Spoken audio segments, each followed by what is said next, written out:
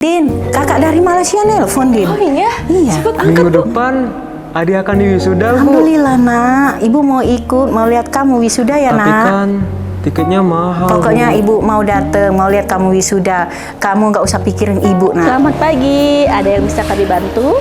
Gini Bu, ibu saya mau buat paspor. Mohon maaf sebelumnya, ibunya usia berapa ya? 61 tahun Bu. Baik, kantor kita ada layanan prioritas untuk lansia usia 60 tahun ke atas. Sekarang kita menunggu di depan booth prioritas Bu. Tinggal nunggu antriannya aja dipanggil.